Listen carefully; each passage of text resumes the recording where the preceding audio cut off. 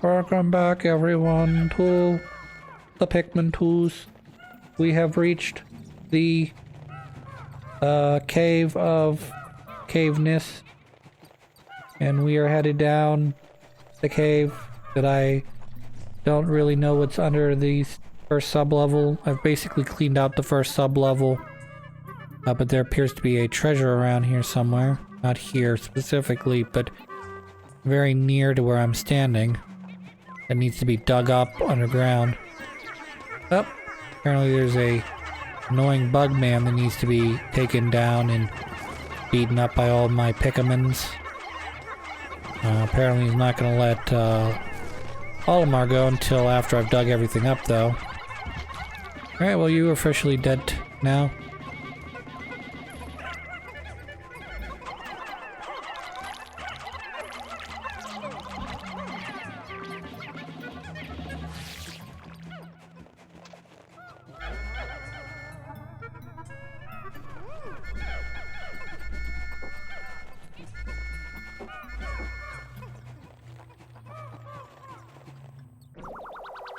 Alright, we got a rotary dial.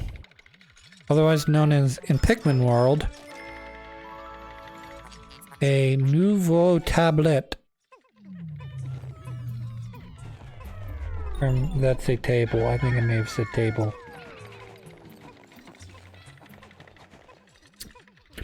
That is a thing we call a rotary dial. I did not have a rotary dial in my house growing up. However, my grandmother on my dad's side did, because they never bothered to upgrade to a touch-tone phone. So I remember their house having rotary stuff. And when you're a little kid and you don't get me wrong, pressing buttons on a telephone is fun. But when every telephone has only buttons and you go to your grandmother's house and she's got this thing that you have to pull so far back, and as it pulls back to its start position, it goes.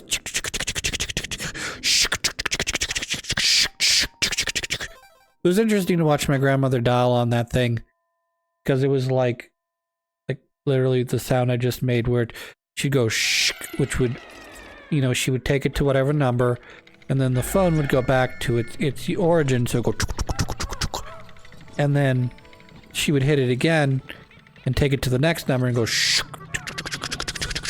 And because, you're used to using a rotary dial for all those years. Oh my god, my Pikmin are dead. Okay, apparently my Pikmin all survived that. Oh no. Well, most of my Pikmin, let's put it this way. If not all of my Pikmin survived, most of my Pikmin survived. But anyways, with the rotary dial thing. Use rotary dial long enough, you get an idea of how long it takes for it to go back to start. So watching her dial was like the most, her and my grandfather dial was like the most magical thing in the whole world. Because it goes shh.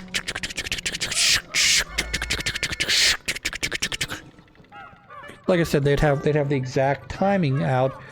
So the longest number that the rotary phone had to go back from was a 0. Well, very few numbers, well, I shouldn't say very few numbers have zeros in them. But, for the most part, none of the numbers that I ever had to memorize as a child had any zeros in them. Get out of there! But 9 was next, 8, 7, 6, 5, 4, 3, 2, and then of course 1 being the closest to the standard area. So we're gonna pick up this vacuum tube. That's an old school. It's another old school thing. Got rotary dials, now I got vacuum tubes. That's what they used to use in televisions, as well as some computers to help, these guys are fucked. Look at that. They're fucking dropping bombs like they're yellow Pikmin from Pikmin 1. Name, network, main brain. Interesting. They are these. Oh no. I just lost a third of my Pikmins.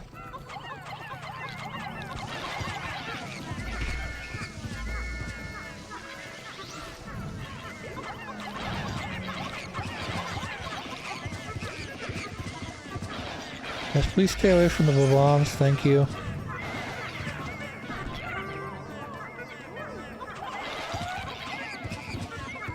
I'd like you to die, thank you. The rest of you can go pick up this gear. Alright, take that back. We need to recycle that. Oh good, you've decided that my Pikmin are your Pikmin. I'm gonna have to make an end to that, I guess.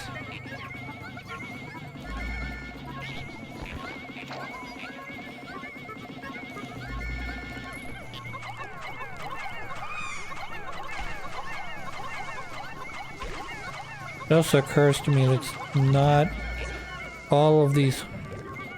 It occurs to me there's a hole in the ground that I'm throwing my Pikmin into. I just dropped 15 of them into the hole, 15 to 20 of them in that hole there. I'm trying to get this guy.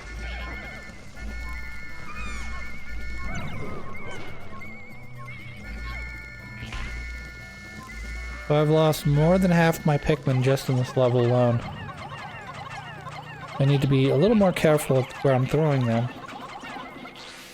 That I'm not at all. So I have gears and dial phones and vacuum tubes. This is definitely I buried my 1950s technology here underground.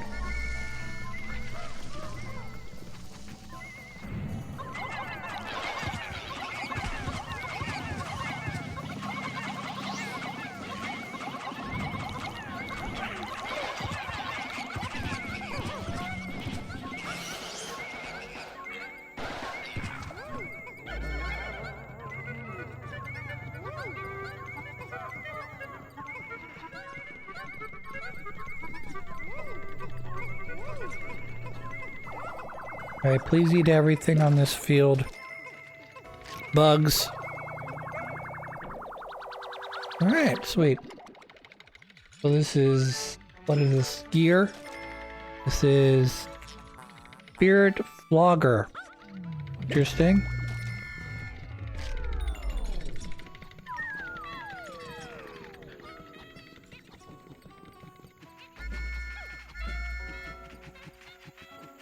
I'm apparently out of treasures on this level. That's good. Now I just need to find the exit, which is south of me. Do a little bit exploring. Don't see anything really too much.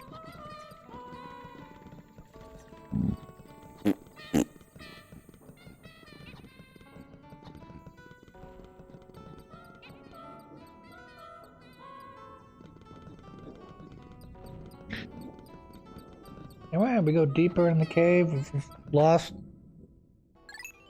60% of our Pikmin already. Got another 40% left to go. What do you think about that, TJ? I think you're stupid. You should kill yourself. Whoa, TJ, settle down. That's stuff that people actually deal with in reality. Not just as some stupid puppet joke. I ain't no puppet. You're the puppet. Alright, settle down, TJ. I'm gonna put you down for a minute. It's not funny, TJ.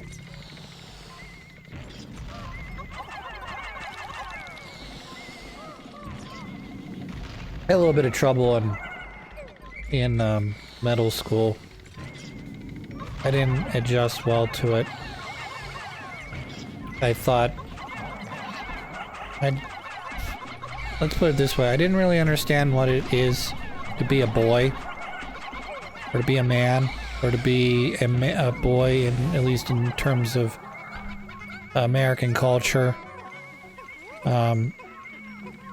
Not that I had a gender question per se, that I didn't understand my gender, because that was sort of a topic for 20 years later or so. But I just there were certain things I didn't understand about being a boy, and they surrounded mainly the concept of, like, you don't show emotion. You know, you're not supposed to show weakness or emotion. Well, he died. Great. So, it became hard because you start to do what I now refer to as the tsundere. I don't like you. You know, the thing that all boys are supposed to do. They're supposed to pull girls' hair and to show that they like them, even though that doesn't really make a lot of sense to anyone, whether you be a normal human being or not.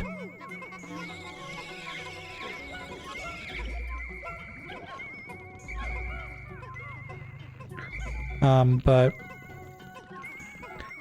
that was one of the things, not the hair pulling thing by any stretch of imagination, but like, I remember like being in like 5th grade, and that was technically still elementary school for me. And we were still, every year you would buy a gift. It was no more than, at the time it was $10, no more than $10. And you'd bring it in and you would exchange stuff. And everyone would get a random present, okay? And the boys would buy for the boys and the girls would buy for the girls, you know what I mean? So that essentially everyone would end up with something that would apply to them. It wasn't anything special. They were always usually like little tiny nothing toys. I remember the kid who got mine, who was one of the kids I thought was a good friend of mine. He's like, what a shitty toy. Let me see if I could trade it for something else. And I remember at that point, and I didn't realize it at the time, but I remember like sort of being upset about that because, you know, that was the toy that I had bought for the gift exchange. I didn't necessarily know it was me. And at some point I realized that, you know, it kind of got it around my head that it's not a personal thing. Everyone just sort of spending a $10 gift doesn't really do anything, particularly for a kid who's like, let's see here, that would be about 11 years old, I'd say. Let's think here. Yeah, you'd be about 11 at that point. So you'd be, I guess, what you call prepubescent as a boy.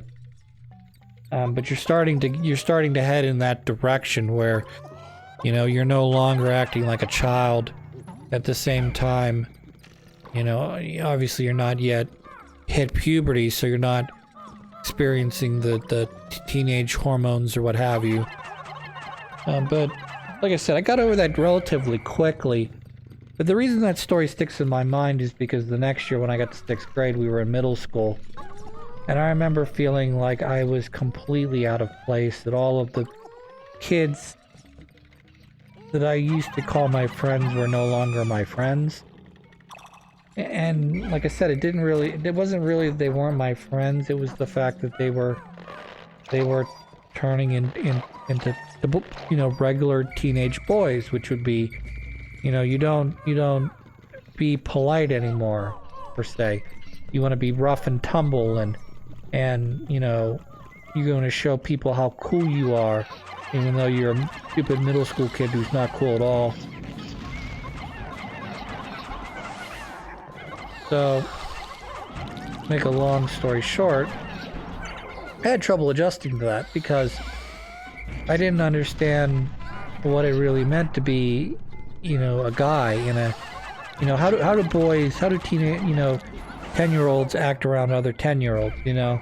I sort of thought that, you know, being 7 meant we'd always be 7, you know, until we hit, you know, until we became a teenager or whatever.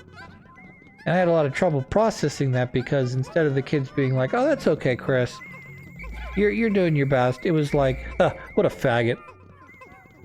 And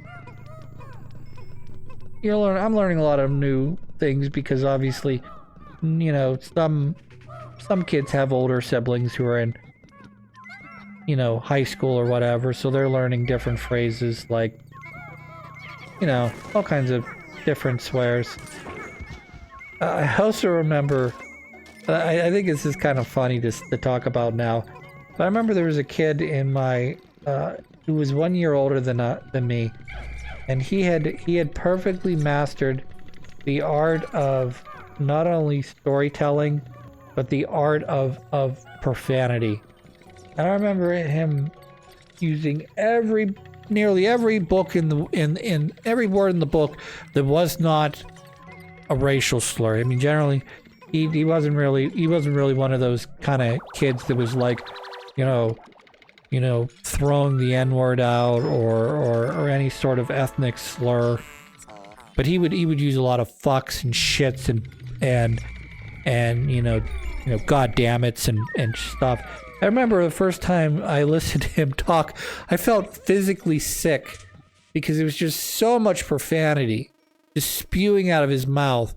And I was a little bit of an innocent child that hadn't experienced that because my parents, they wouldn't swear in front of me. They wouldn't swear in front of my brother either. And they tried to keep their language about somewhere in the ballpark of like G to PG at all times.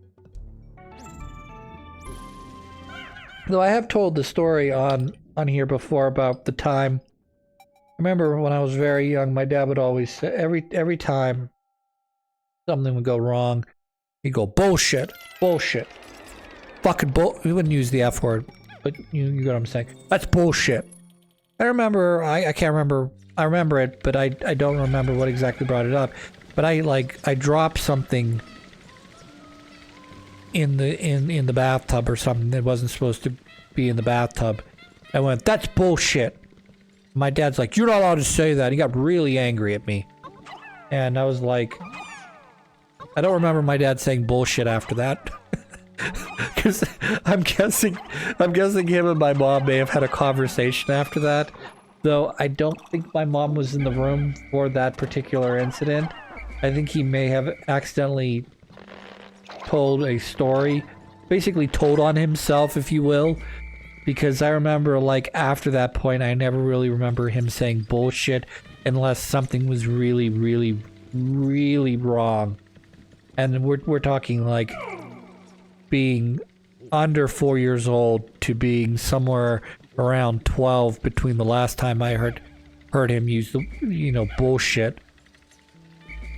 But I also knew at that point, from that one incident, that I was not...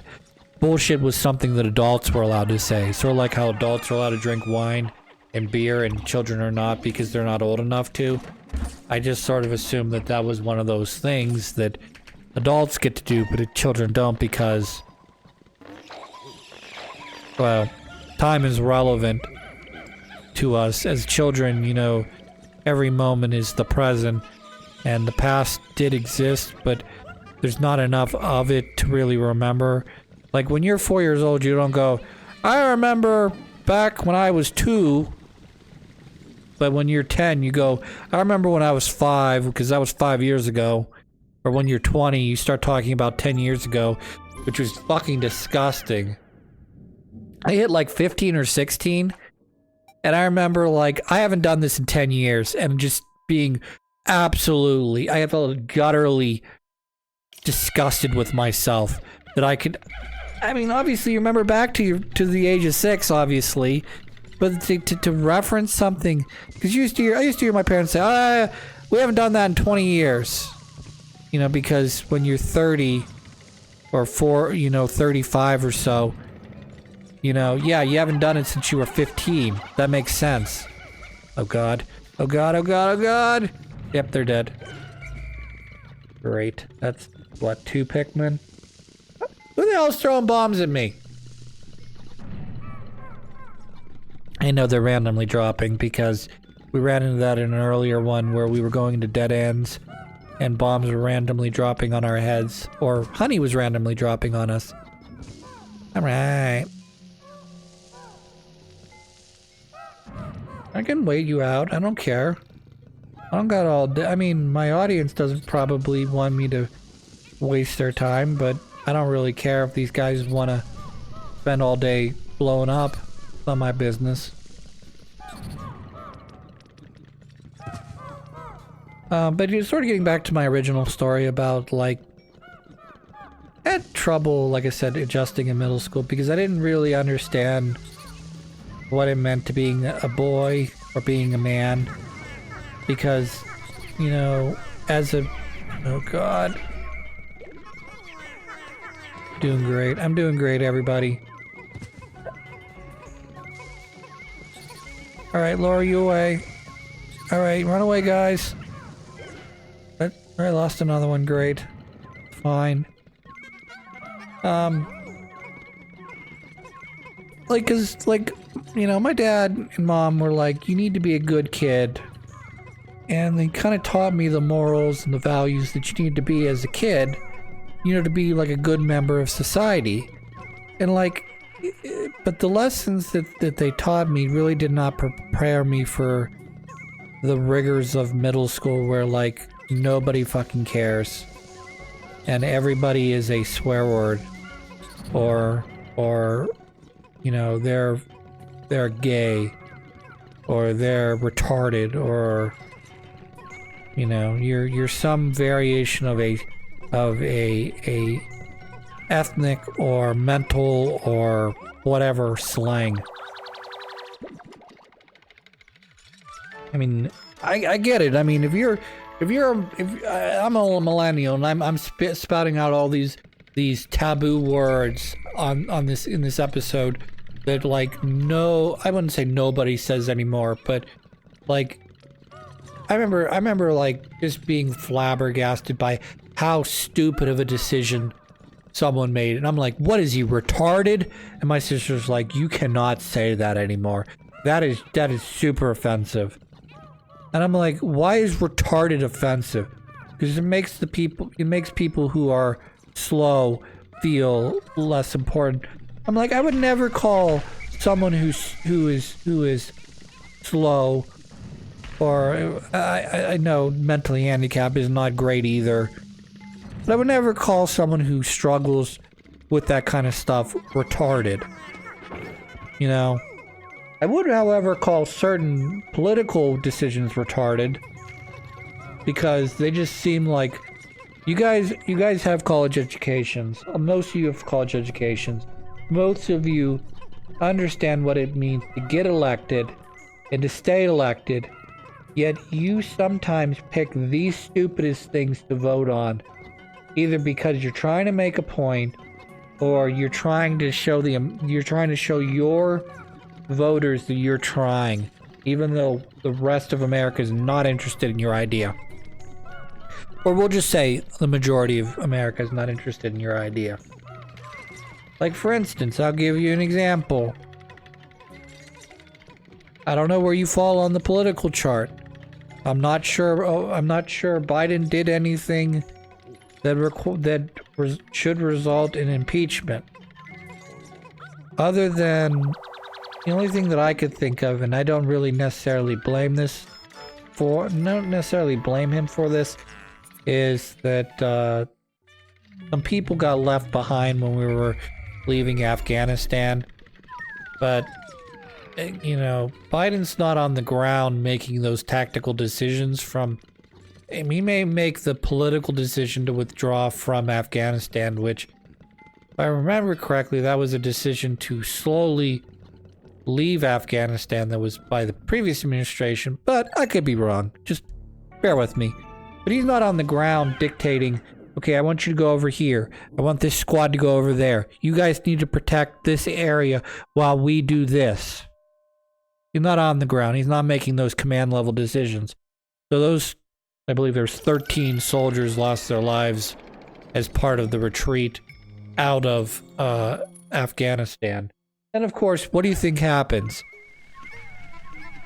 It was, I don't know, maybe you're certainly welcome to disagree with me, but I remember being in high school, and when the Iraq/Afghanistan, well, originally it was Afghanistan, that was back in 2001-ish, but then Iraq towards the end of my high school career, around 2002, 2003. My teacher talking about, well, what we did after World War II was we basically had a military presence, though it wasn't a giant one, in the countries that we beat for the better part of 50 years, because our job was to not only keep the peace, but was to also to ensure that those factions did not rise again in the second and or possibly into the third generation. great, Chris. Apparently he throws poison. I throw Pikmin off the edge. Alright, great, everyone. Got rid of you. We're down to 25 Pikmin. We're gonna have to think about... See the thing here? That's a please leave now error thing. So that'll give me the ability to leave this cave and retain all of my treasures. Whereas if I go talk to my spaceship will say, well, I can evacuate you, but I'm gonna dump all the treasures I have in my butt. Which I don't want him to do. I want him to keep the treasures. Because I'd have to come back and on each level recollect them. I don't want to do that. But I remember my high school teacher saying, hey, if we end up invading a country, we're going to have to stay there for 50 years because not only do you have people that are currently living there that you just overthrew their government, and they're not going to be happy about that, and there are going to be certain factions that are going to be looking to not only return the previous administration to power, but they're also going to be they're not going to be thinking new ideas because they've not been introduced to them long enough for them to understand per se that there are alternate ways of doing government, depending on how I use the word enlightened, but how interested they are in democracy and such. Yep. Bye-bye, guys.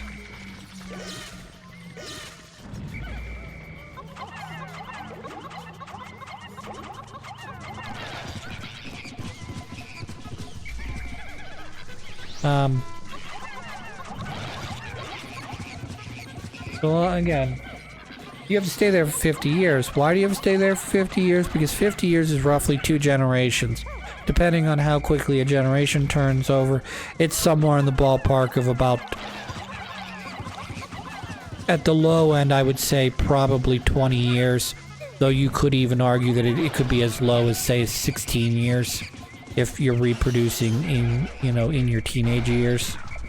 But we'll generally say for most countries it's about 20 years to 25 years.